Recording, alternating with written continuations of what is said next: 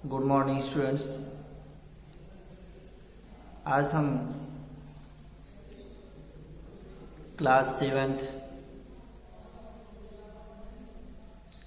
इकाई 5 में इसके पहले ऊष्मा का प्रभाव आप सबको स्पष्ट करके हमने बताया।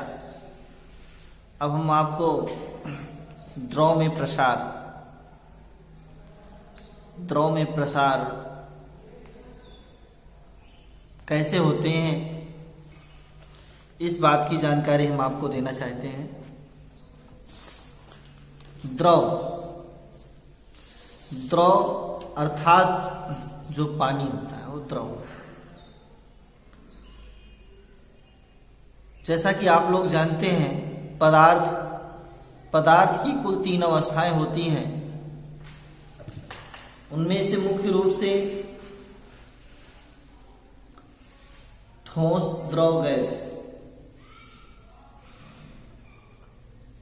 ये 3 अवस्थाएं हैं जिनमें से कहा जा रहा है द्रव में प्रसार कैसे होता है।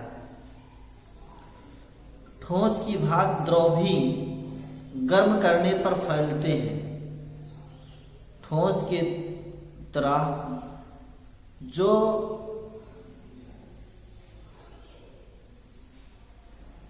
द्रव होता है, द्रव भी प्रसार करते हैं, फैलते हैं तथा ठंडा करने पर सिकुड़ जाते हैं। अर्थात द्रव में भी प्रसार होता। इससे स्पष्ट होता है कि द्रव में भी प्रसार होता है। मतलब ठोस की अपेक्षा द्रव भी गर्म करने पर फैल जाते हैं और ठंडा करने पर सिकुड़ जाते हैं। इससे भी यह स्पष्टता आता है कि द्रव भी प्रसार करते। और इस तरह से गैस में प्रसार।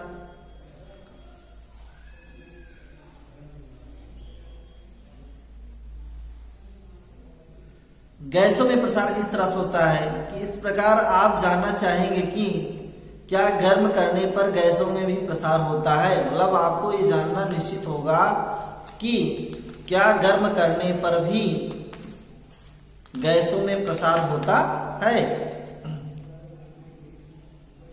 तो देखिए, आपको हम बताएंगे क्रियाकलाप के द्वारा, फिर उसके बाद आपको परिभाषा देंगे।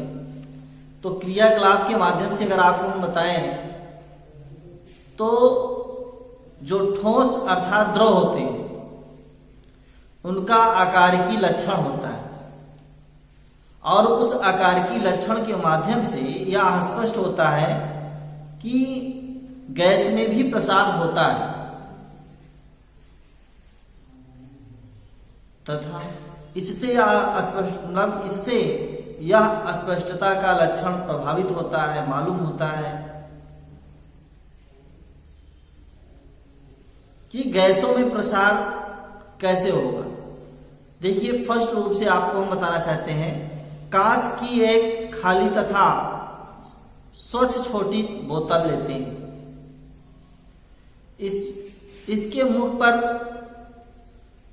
बिना फूला हुआ गुब्बारा बांधे। किसके?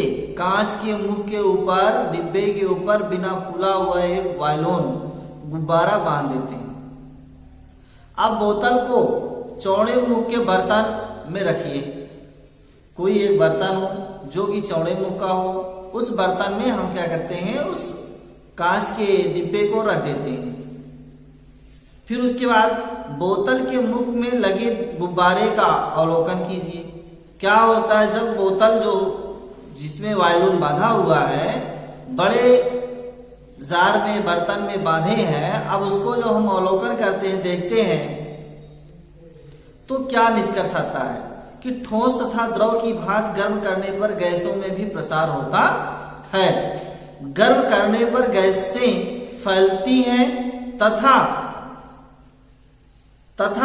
ठंडा करने पर भी ये सिकुड़ जाती।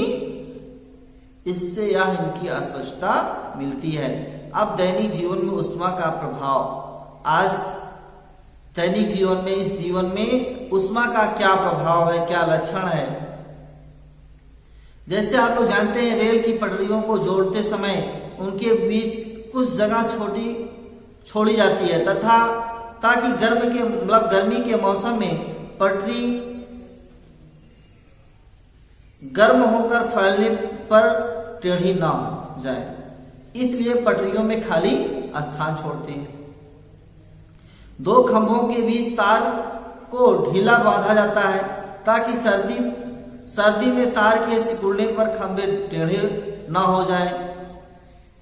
तीसरा विकल्प, दो फंसे हुए गिलास को निकालने के लिए उनको गर्म करते हैं ताकि गर्म होने पर गिलास में प्रसार हो और वह आसानी से निकल जाए। ये लक्षण दैनिक जीवन में बहुत ही ऊष्मा के लिए बहुत ही उपयोगी होते हैं। यहीं से ये इकाई 5 आपका समाप्त होता है और हम आपको अगले वीडियो में इकाई 6 लेके आएंगे। इकाई 6 में आपका है पौधों में पोषण। इकाई 6 में आप पढ़ेंगे पौधों में पोषण।